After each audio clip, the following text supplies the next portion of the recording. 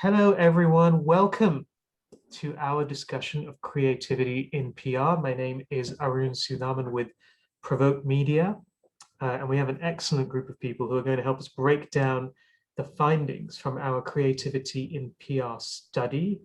This is a research study that PRovoke Media, in conjunction with Now Go Create, has been running since 2012, but it's the first time we've run it since 2017, and the results, as you might expect in this pandemic, are pretty fascinating.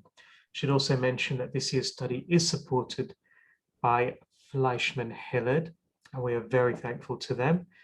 So let me introduce our panelists today. We've got Claire Bridges, my longtime partner on creativity and PR, founder of Now Go Create, co-founder and co-author of the Creativity in PR study.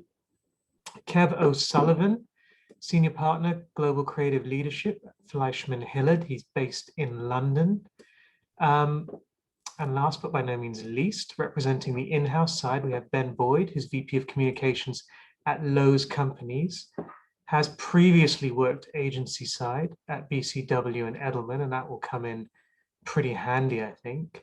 And Ben is based in North Carolina, I believe. So welcome to all of you. Thanks for joining. Thanks, Arun.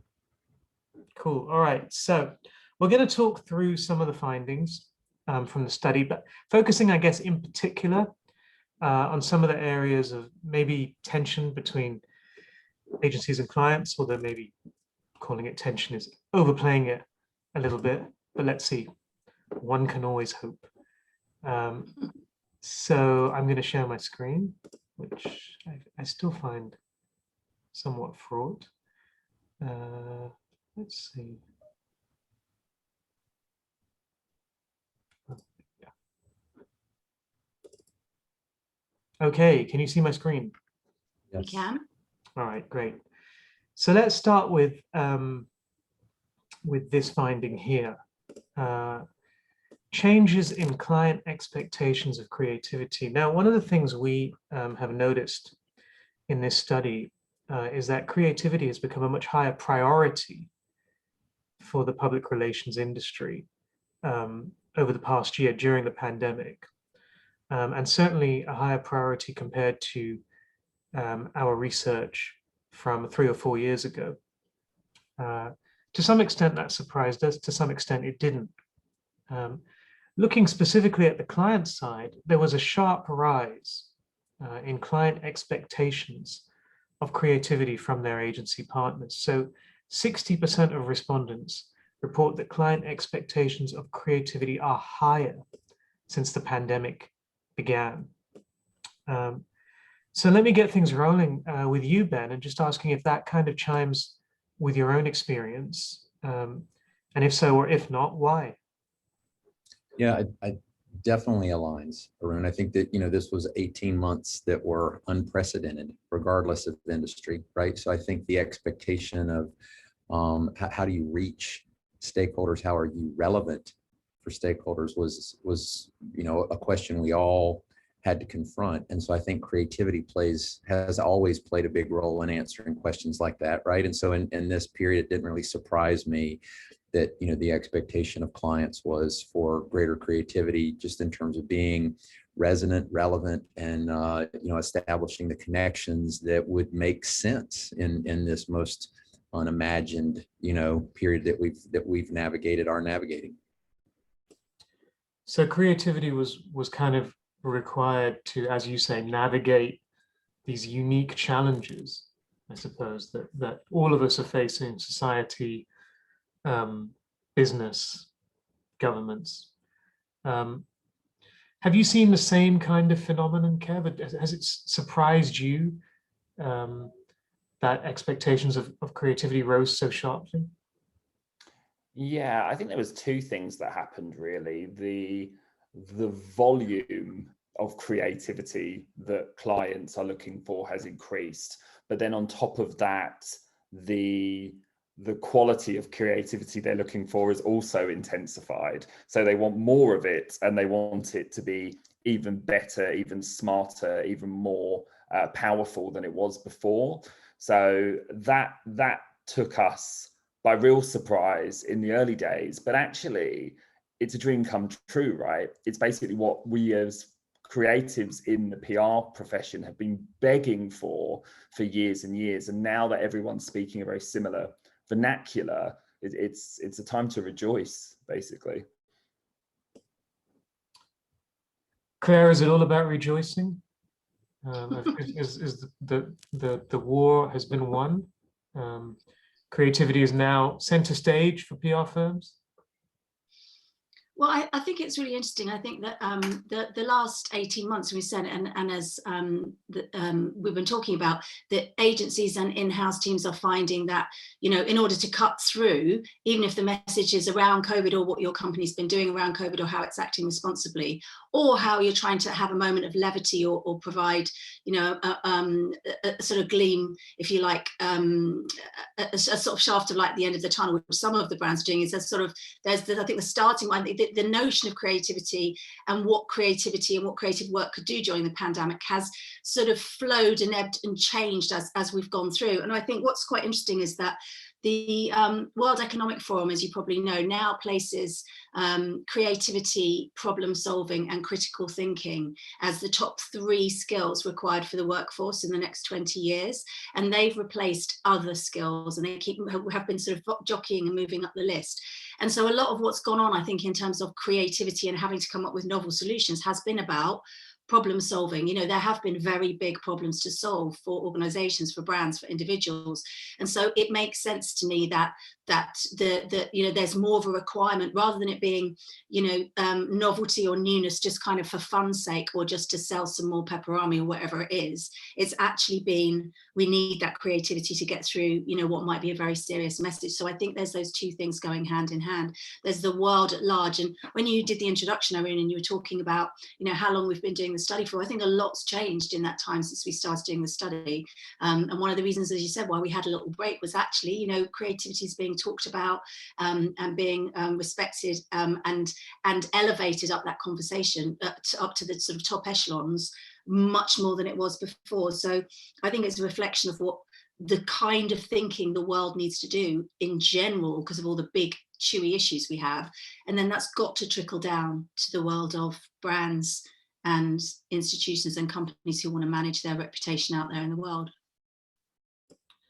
So it's not just a change in the volume and quality, as Kev put it, but also in the type of thinking required. Curious to hear your thoughts on that, Kev and Ben. I mean, you know, we've had the pandemic. We've also had enormous social disruption. You know, things like movements like Black Lives Matter and you know, the rise of ESG. How is that kind of playing into the kind of creativity that's required?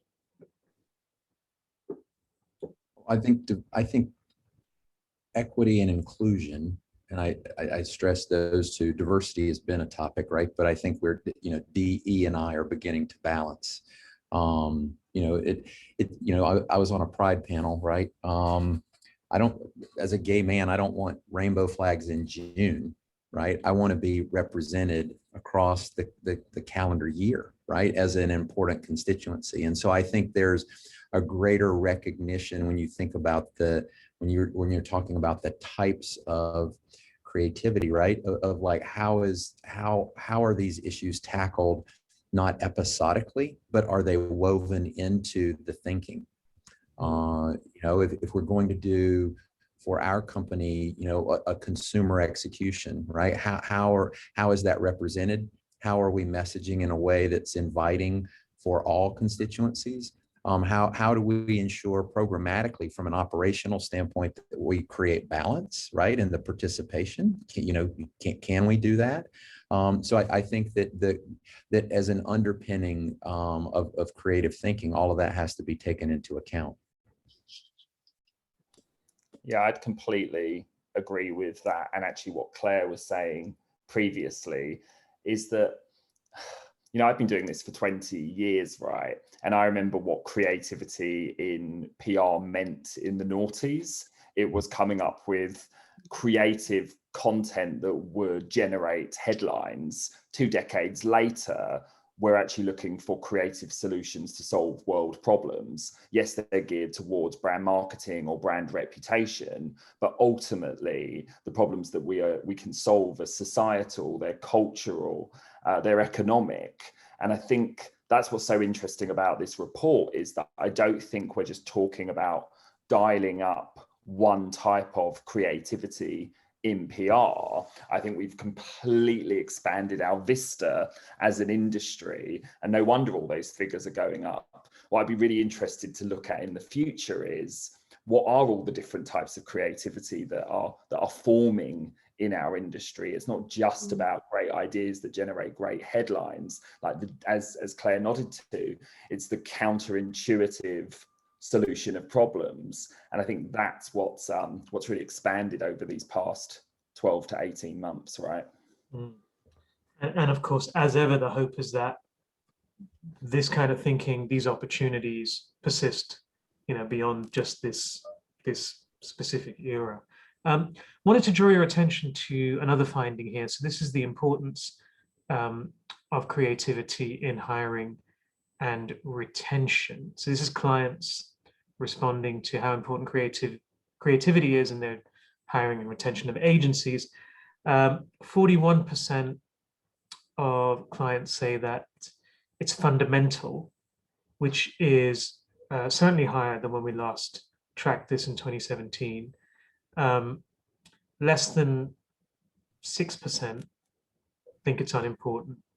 89% say it's of above average importance. Now, you could argue that this is a somewhat obvious statistic, because it's going to be hard to find someone on the in-house side who will say that creativity in their agency is not important. But I mean, Claire, how big a shift do you feel this is, given your experience?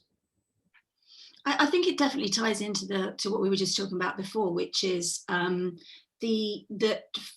when and because, as you know, I work with lots and lots of brands as well as lots of agencies across all sorts of different fields. And I think often what I notice when I'm working with in-house with brands teams and comms teams is often the teams are much smaller than you think that they might be. I'm about to work with a really, really big brand, which I'm really excited about, but obviously I can't tell you, I'd have to kill you. But their in-house team is really much smaller than I thought it would be.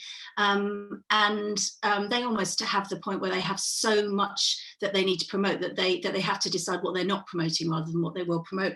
But I think that so when the in-house teams, when they come to me and say, can you help us, to think more creatively or to help us up our game, it's always about we need to think differently about the things that we encounter every single day. And that's obviously where the agency brain, the kind of super brain of the agency, comes in with all those people, all those different brains, all those different ways of thinking, and can do something different that the agency, that the in-house team just can't do themselves, because they keep coming up against those problems or challenges, weekly, monthly, and it starts to all look the same.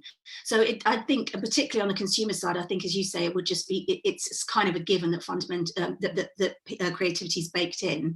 But I think what we noticed from some of the results as well from the study were about the corporate side, where lots of corporate agencies were saying, this is now, creativity is now being discussed when we're talking about corporate campaigns, when we're talking about how we cut through with stakeholders and in different ways. And I think, again, we've seen that probably in the award shows coming through, haven't we, in the past few years, with all the work that's winning, is what, probably Kev was saying he's been around for 20 years, as have I. That makes collectively, we're all obviously very, very old. But that's sort of the sort of work that's winning in the categories in all the different shows, including the Minecraft piece that I was just looking at earlier, the Uncensored Library, and those sorts of pieces of work.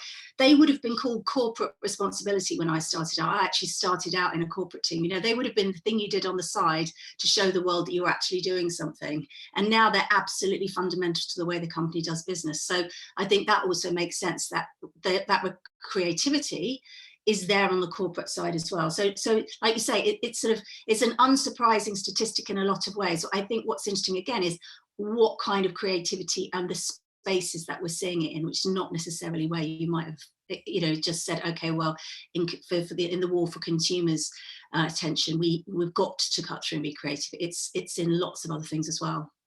Yeah, I think, Claire, that is spot on. I think that, we tend to have these conversations about creative, and I think the default is like these big ideas, right? Like, and so very specific example, return to office, not an insignificant challenge that every business is facing, right? And so we needed some agency support on that. The difference in terms of the process that we went through, candidly, was what I would call creative thinking around how do we support our leaders in leading people through this next step of change. And that's not a creative sort of an application of creative in the way that we tend to think about it, especially for this guy who spent most of his career on the corporate side, Claire, to your point, right? So and again, that is it going to win an award? No. And is it going to be entered for an award? No. Right. I'm not talking about creative that would, where I would have a desire to push it in that regard, but it is creative nonetheless. Right. And I think that was what was incredibly surprising and something that we didn't even necessarily explicitly ask for. That was not a part of our RFP or questioning process, but it naturally surfaced. Yeah. Kev, it's interesting, isn't it? Because sometimes there's this idea that the agency provides arms and legs. Sometimes there's the idea that it provides strategic counsel. Sometimes it feels like there's a pendulum swinging between the two. Have you seen a shift at all in the way that clients are prioritizing creativity from an agency perspective? Yes, and I think it's the twin track that's going on at the moment, Arun. So you'll quite often be having a conversation with a client with regards to a big strategic or creative challenge, but they could bounce quite quickly into something very tactical or administrative where the rubber hits the road very, very quickly. And I think the best agency client partnerships is where you can do both. I mean, I love what Ben was talking about there, about that slight distinction between big idea creative and just creative thinking. Actually, any good relationship with a client should be able to flip between the two seamlessly, because unfortunately, the world that we live in doesn't operate in the boxes that agencies quite often structure themselves. We became slightly obsessive about the group of planners, the group of creatives, et cetera, et cetera. Now, of course, they're important pillars of a successful agency, but there is a blurring of the lines that we need to embrace from time to time. And actually, if I'm being brutally honest, like, I love creative thinking in a very day-to-day fashion as much as I do the big ideas. I don't think that there should be a hierarchy when it comes to those two types of conversations. I think any smart practitioner can literally flip and second by second. I mean, this gives me a good opportunity to move on to the next chart, which I'll do unless anyone has anything else they wanted to add on this one. No. Okay, good. Let's go to page 21, which was a finding that got a lot of traction last week, because last week was Cannes. And so, of course, we had the usual discussion and debate about the PR industry performance at the Cannes Lions. So that was year 12. Meanwhile, of course, this study reported that there was a big jump in the proportion of agency respondents who said that their firm has been designated as lead creative agency. So up to 59% from 48% in 2017. There was also a jump on the client side from 9% to 18%. So it's still a much smaller proportion on the client side, but there is a jump there too. And this is obviously one of these questions that kind of bedevils the industry at every turn, right? When will it take over as like the lead brand building agency? So let's start with you, Ben, not to put you on the spot. Well, I suppose to put you on the spot. Is that something you're looking for from your PR firm? Is it even fair to expect that? Are there other considerations you have to be wary of, presumably in a big company that has a marketing function as well? So Arun, I think this is probably one of the areas of kind of moving from agency in-house that's and disclaimer, right? 9 months in. So let's be a little leery of how sage my commentary is. So first and foremost, let me just say that I am incredibly lucky to work for one of the most integrated thinkers that I have ever known, Marissa Thalberg, who is our chief brand and marketing officer, not only sets an integrated table, but if communications is not there, she asks why, right? So I having been on agency side, would first and foremost say I do think that the mindset of the client is incredibly central to this topic. Okay, so that's just one perspective. Second is, I would say the biggest aspect of me for this question, this topic, is what do we mean by lead creative agency, right? I think that I think if we pulled 6 people together, we'd probably get 6 different definitions of what that means.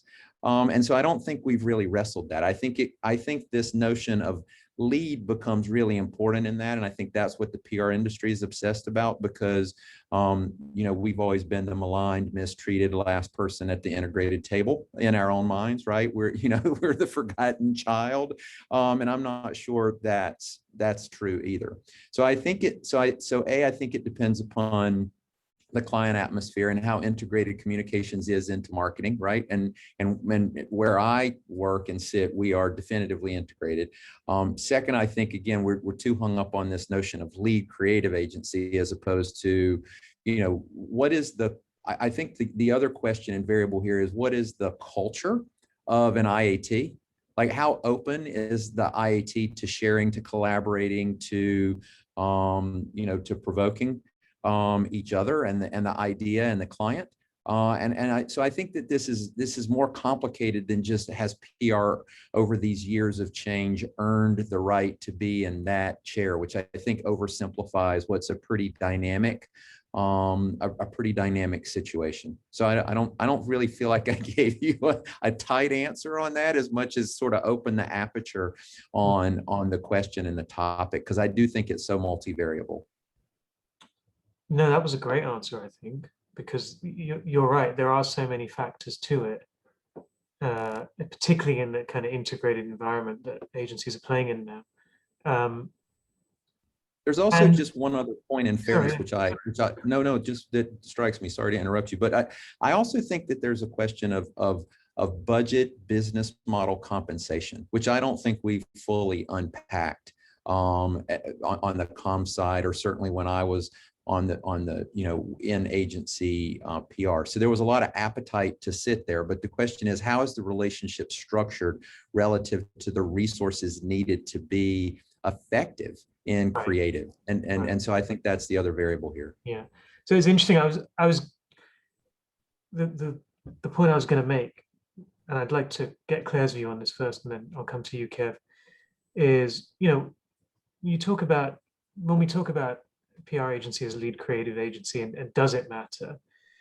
It doesn't really, in many respects, but I've talked to enough PR agencies and PR people to know that it does, apparently, for reasons of kudos and ego, yes, but also for reasons of budget and resourcing. There's a perception that being lead creative agency can help unlock bigger budgets, certainly bigger than what many PR agencies are used to.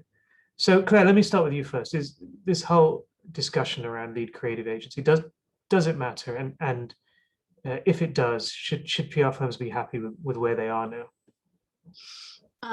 Like you said, it's such a big topic, but I think it's so much of it is about how the world is evolving and how technology has taken us to this blurry world, right, that we live in. So to what we keep talking about integrated, and and Kev said, we don't see, consumers don't see the world in these silos. They just kind of see, Nike makes an amazing shoe or sneaker, I have to have that sneaker. Oh, but they don't pay their female athletes as well as the male athletes when they're pregnant. That they don't even pay them until 2 years ago, until they were pregnant. That to me is all in the world of in my head of Nike. So I think it's so, because it's all become so blurry, I think that's where the kind of it goes back to the conversation that we were talking about earlier, but is what is the creativity for? Because I think, and what do you need it to do? Because for me, the importance of it, and one of the reasons why it does irk agencies and it's irksome and bothersome and upsetting is, of course it's about resources, and of course it's about bigger budgets, because they let you play, with scale and with things that you could do that perhaps you couldn't do with a smaller budget. But I think it's also about outcomes and effectiveness, because, it's really about saying that thing, that idea that we had, that changed something, that impacted something, that moved the needle somewhere. Now that might go and win an award somewhere, but that's actually not what we're upset about. What we want to be seen is for the rigorous, strategic, critical thinkers, as well as creatives that we are, that I think lead to those big ideas, because they're big ideas because they land and because they do what they set out to do at the beginning. That's what I think this rub is. I think it is ego, but it's not ego about we want the awards, we want the kind of jazz hand side of it. It's actually want to be rewarded for our cerebral, intellectual thinking and ability to think strategically. Because just joking about age earlier, I was just thinking, when I first started out in PR, and I said, I don't want us to turn into one of those, when I was a child, but it was so much about, when we were talking about advertising agencies, we were in the room because the ad agency said to us, can you make our ad famous? That's what that was about. And we had no say in what went into the ad, how it was executed, nothing. It's just like, here's the finished thing, now go and make it famous. And so that we've come so far from that, I think. But I think now this last bit, this last nudge is pride. I think rather than ego, which kind of sounds a bit like, a bit big-headed, I think it's pride. I think it's, having that seat at the table and feeling that, we earned it. We earned it to be here because we changed something, we moved something. And again, it goes back to the kind of creativity and what work is doing. Why are we coming up with these novel original ideas? It's not just, the value is not just the fish and chip paper anymore. It's not just that whole stunt side of things. It's we moved the needle on something bigger. And I sort of do think that taps into that societal piece that Bob was talking about earlier as well. Yeah, thank you for explaining that much better than I did myself. I think ego is probably a misleading word, but pride is better. And I just think that ability to prove effectiveness of ideas is something that the industry does and has aspired to. Kev, I'm curious, please come in and give us your take here. You also wrote quite passionately in the study about how more comfort with risk would help the PR industry in this kind of seemingly endless quest. Yeah, I mean, I still think Ben's was virtually a perfect answer in terms of this notion of lead agency, because what I feel like our industry is sometimes looking for is for the CMO or the comms director to come in and say, hey, PR agency, you're going to be the lead. Here is your badge and now get to it. And it's like, you can only lead if you demonstrate leadership and a great track record of it. And actually that isn't really about the huge amount of capabilities you might have within your agency. It's not really about how famous your agency is or even how senior your creative people are in that group. It's really about having those skills of collaboration and being able to genuinely lead. I mean, I've been in situations where I've not only been the lead creative agency, but been the lead creative in that role. And you need to slightly be careful what you wish for, because I don't recall it being any more lucrative, any less stressful, or any more focused on earned. It was actually just a lot of extra work. However, the going back to that point around risk, Arun, I think, and I look at the IATs that I'm a member of, and the time that you lead is when you come to them with something courageous, passionate, that you feel very strongly about and can use your agency skills to deliver. But that isn't through having someone assign you the role of lead agency. And I would actually challenge whether Claire, I love that you're terming it pride. My cynical self and personal admission, I do think so much of it is ego. You know, we get into these meetings and we think, hang on a second, I'm as smart as those creative agency guys. Why aren't I getting all the credit? And it's wrapped up in so many things. And the moment that you start to let go of those feelings and you start to think, put the client first and the opportunity first, you'd be surprised, right, at how the guys in creative agencies, A, are so similar to us, but B, also the good ones at least want the same thing. And that's what I think I mean by like taking risks and putting things forward, but doing it in the absolute right way. So those other agencies do want to work with you and do want to win with you. And I think the client really sees that too. The thing about clients is they know when an IAT isn't working together. They can smell it a mile off. So you've already failed if you can't get on with your peers in that group. And so I do think that it's fairly futile going on and on about who the lead agency is. It's actually what's the quality of the relationship within that mix. What does that look like? Because that's where the magic happens. Yeah, I think it, again, if I could, I guess, verbalize one big epiphany moving in-house is I think that to move away from this obsession of lead creative agency and pivot to am I a respected member of an IAT? And I put a big emphasis on respected, right? Meaning that it's a functioning, collaborative, dynamic group where my voice is heard and where there's room for our ideas and thinking. And that's really what I know that if we have an issue from an IAT standpoint, that I have a marketing leadership team that I can go to, and that's really, I think, for the client to sort, right? Like what is the imbalance? Somebody's got to organize the thing. Somebody's got to be the center of gravity, right? And so in some ways, I think that lead moniker is more about the operational, like who's going to hold the pen on the integrated deck, right? Like, is that worth obsessing about? Like, oh, by the way, that costs more money if you're the one who has to, it costs you as an agency more time. So I just feel like that notion, and I love that, Claire, around the pride piece, right? Because I do think that comes back to the inferiority complex. So the notion of like a respected member, of a well-integrated IAT to me is more the ambition of kind of what I'll always take forward from this experience of what I would want my comms agency to unquestionably be.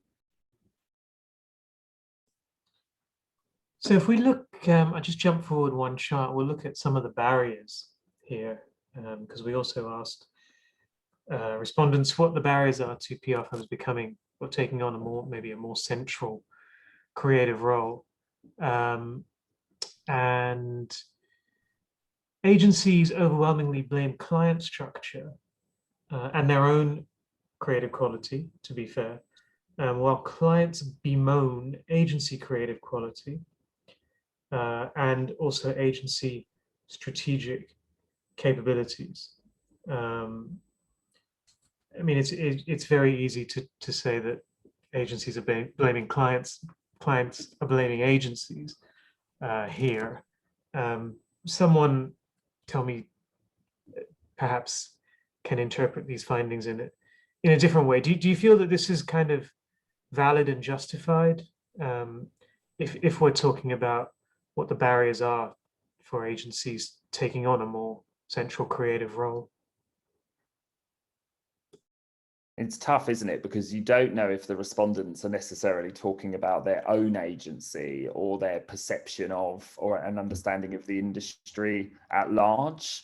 The area that I took the most, I won't say offense, but was like a little bit bruised by, was just with regards to strategic capabilities. I thought that was actually a really interesting shortcoming of our industry, because quite often my experience is that we excel in strategy because we understand problems and audiences and context and the challenges facing a business and or its reputation. And I always considered the comms industry to be a group of very sensitive strategists, where I suppose I always associated traditional creative agencies with creative thought. Now, of course, that's going to massively vary as to whether or not you're a large scale integrated comms agency or a small creative PR shop. But I kind of looked at that and thought, even though the number isn't extraordinary, I thought that our industry was known for its strategic nous. Yeah, it's interesting. I mean, I put this, I think I put this chart up on LinkedIn, and someone on the client side, I won't say who, has worked at a big agency for a long time on the client side now, just left a comment underneath just saying PR agencies will never be strategic enough to understand client businesses. Well, I mean, obviously that's just one observation, but it kind of reminded me that yes, there's kind of a range of opinions, and I think the quote here is interesting. We put in a qualitative comment from one in-house respondent. I think more and more there is a need to understand internal nuances, feel the organization in your blood and bones to be creative enough, and I don't believe an external agency will ever get that, as they are not vested enough in an organization. Ben, do you want to perhaps offer up your thinking on that? I mean, I think the output's only as good as the input, right? And so I think I think maybe the provocation to in-house is what access are you giving your team?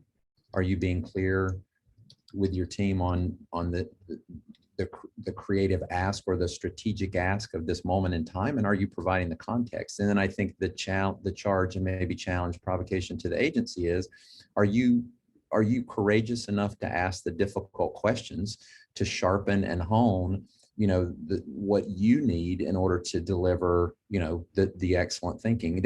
There is no way that my agency can know the realities of my business every single day, but why would I want them to? I think the part of what I'm looking for is a little bit of outside in, with enough contextual, intel to hit the target. But again, I think that falls on, I think, the client to ensure that when things are moving so fast, changing so fast, that there's enough sharing to ensure that the agency is well grounded. And I also think we talk about creative as an application in a monolith, and we talk about business in a monolith, and that's the other massive shift for me. I am at a company in a industry, in a market, or in a couple of markets at this moment in time. And let me tell you, that is extremely nuanced, across everything that we've talked about. And so I think that we've got to be careful there. I think the lack of understanding of client business finding, which is, interestingly enough, one of the only kind of bars that look almost the same, right, is, it seems to me, an acknowledgement on both sides, right? And again, I think what I would just challenge the client, is are they making that information available, Yeah, I just wanted to jump in there, actually, because I think we when we talk about creativity and creative, it's particularly in and around Cannes, it's so interesting to me that I think the world perceives it as a really clear production line where a group of people, so let's say a group of planners, have developed an insight in a beautiful vacuum. Then they've passed it to some very, very clever creatives who have come up with this wonderful idea, and then it gets passed on to the channels and the various other practitioners. And of course, what you don't see in a Cannes entry is the client's hands all over the idea, making sure that it's going to work in the way it needs to, the disagreements, the back and forths, the reductions, the rebuilding, the starting all over again, the changing track. And like every single agency that won last week will have experienced the back and forth. And I think the only thing that's consistent about that winning work is that they will have had a great relationship with their clients.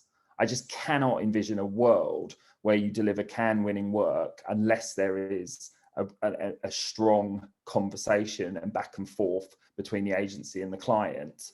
Because to deliver, like Ben says, in these really kind of nuanced times and experiences, unless you have those tight relationships with the brands and the people that work with them, I just don't think you can deliver incredible creative work. Yeah, I think that the point on both sides only being as strong as each other is always really pertinent. Claire, what are your thoughts on this chart? I wondered, client structure really sticks out, which kind of potentially speaks to the whole notion of silos and decisions being made maybe somewhere else, where I don't know if you wanted to address that specifically, but curious to hear your views. Yeah, I mean, just briefly, I think the conversation on this is really interesting. What jumps out at me, just maybe for a slightly different point of view or different perspective, if you like, is maybe on the where you've been talking about the lack of understanding about client business and the lack of strategic agency capabilities, the two things that Kev and Bob have been talking about. For me, that sort of smacks when I think about, obviously I haven't been in agency life now for 12, 13 years. But, when I was working agency side and we had very, very big corporate clients, and I'm thinking of one in particular, I think there's two words that come to my mind. And one is the word time, because when you're in a timesheet culture, and I know, again, we throw this around, but I think it's linked to this lack of understanding of client business, going and hanging out in your, if it's a fast food retailer and, going and actually spending time at that place or speaking to customers or, actually, I mean, when I worked on a coffee brand, I had to be a barista for a week. I've made sandwiches, we've all done all that stuff. One of a really, really big corporate crisis was averted when I was in a store, and so were some of my other colleagues, and we were doing work experience, and we noticed something going on in 2 or 3 of the stores, and we all talked about it and said, did you notice that? That was a bit weird. And then it became a national newspaper story because a journalist noticed it. But because we'd sort of seen it, it all kind of, it was strange, it all evolved at the same sort of time. But we would never, ever have seen that problem if we hadn't actually been in the store. So I think this sort of piece about how can you be strategic unless you understand how the business operates and those nuances that you were talking about, Bob. So then you can really have a strategy. How do we marshal our resources against the goal? How do we decide what that is if we're not really understanding the business? So I think it's that immersion in the client business. And as that quote that we've used there is saying, it's those nuances. Yeah, you're never going to get those from agencies. And the flip side of that is that you do bring a fresh pair of eyes, some different thinking, because otherwise you're just going native, right? You're just going and doing, and I've been fired off business, that I've been on for 6 or 7 years, where suddenly the client just says, you're too like us now. You think too much like us. You're not different enough. I mean, we've all been there. And we need a fresh pair of eyes. So I think, like, to your point, Kev, I do think that's really is about relationships. But I also think that how can you get immersed in a client's business? How can you spend the time that you really need to do? Again, I'm thinking of a time when I was in an agency and I was invited to go around a factory, which was a really important, massive client, a really important and useful thing to do for the business, for the strategic thinking. But I had a pitch, so I couldn't do it. And I had to tell a fib and tell the actual client that was paying the fees, that I had to, go off and pitch for another client that we wanted to pay the fees. But I think that's sort of how do you get the time to think? I think that sort of is tied into those two things. So for me, it's just thinking about how you really enable your people to get under the skin of the business to the extent you need them to in order to think strategically. But I think relationships, like you said, Kev, are also going to be totally key there, because you're never going to sell a risky idea to someone who doesn't trust you. So, I guess that's my my take on that, Arun. Thank you. Yeah, no, it's a really good point. And I think it's quite a good note on which to end, actually, the importance of relationships. And, I have presented this sometimes as perhaps a more adversarial relationship than it often is. But, I'm a journalist, and it's a better story that way. But I think we all are in agreement in that, the strength of the relationship, both sides are really as strong as each other. Just very conscious of time. We've been going for 45 minutes now. I think we probably need to wrap. I know Claire's got the school run to head off for. So let me thank you all. That was fun. I really enjoyed that. I feel like we could go for another hour. We could go through every single chart, but don't worry, we're not going to do that. So I'll let you all go. Thank you all so much. Thank you all for watching. You can find the Creativity in PR report on the PRovoke Media website. It's free to download. Please have a read. Let us know what you think. Thanks all. Thanks. Bye.